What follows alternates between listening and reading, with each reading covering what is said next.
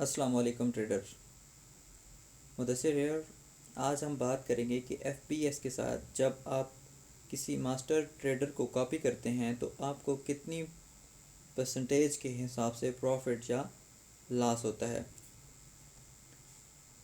बाकी जितनी भी मोस्टली ब्रोकर हैं उनकी लॉट साइज़ के हिसाब से होता है कि मास्टर जो लॉट साइज़ यूज़ करता है उस हिसाब से जो इन्वेस्टर होता है, जो कॉपियर होता है, उसके अकाउंट पे भी वही लॉट साइज़ या उससे डबल लॉट साइज़ के हिसाब से उसको प्रॉफिट या लॉस होता है। लेकिन एफबीएस का परसेंटेज के हिसाब से होता है। आपका जितना भी बैलेंस है वो बाय डिफ़ॉल्ट परसेंटेज के हिसाब से आपको प्रॉफिट या लॉस देगा। फॉर एग्ज़ाम्पल, ये इसका फार्मूला है, हमने एग्जांपल देख ली हुई है, इससे हम इसे समझने की कोशिश करते हैं।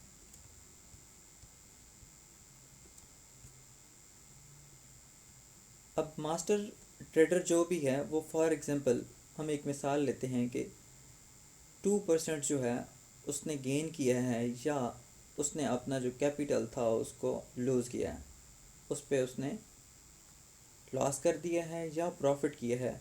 वो हम मिसाल लेते हैं कि वो 2% था। ये परसेंटेज सिर्फ समझाने के लिए है, वो 1% भी हो सकता है, 2% भी, 3% भी, 100% भी हो सकता है कि उसने उस पर प्रॉफिट कर लिया हो या उसने उससे लॉस कर दिया हो। अब मास्टर जो ट्रेडर था उसका बैलेंस था $100 और इन्वेस्टर का जो डिपॉजिट था वो था $50। जब 2% उसने $100 पे प्रॉफिट बनाया है या लॉस किया है तो उसकी इक्विटी रह गई है $98। ये मास्टर जो अकाउंट था उसकी बात हो रही है। अब उसकी इक्विटी रह गई है $98। लेकिन जो इन्वेस्टर था उस पे परसेंटेज वही लगी है, 2% ही इसके $50 में से, इसका जो $50 का डिपॉज़िट था उसमें से 2% डिडक्ट हुआ है और $1 जो है उसको लॉस हुआ है। इन्वेस्टर के अकाउंट में कितना था? $50।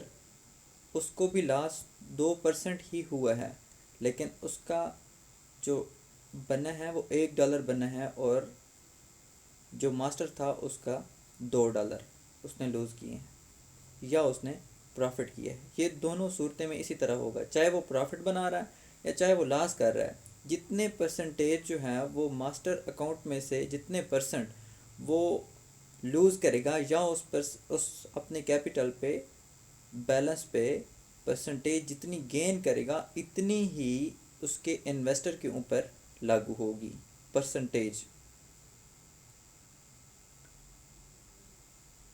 ये छोटे अकाउंट की बात थी कि अगर मास्टर अकाउंट का बैलेंस जो है वो ज़्यादा होता है और इन्वेस्टर का जो बैलेंस है वो कम होता है। लेकिन अब दूसरी सूरत में अगर मास्टर का जो बैलेंस है वो $200 है और इन्वेस्टर का जो डिपॉजिट है वो $500 है। अब 1% जो है अगर उसने लूज़ किया है मास्टर ने,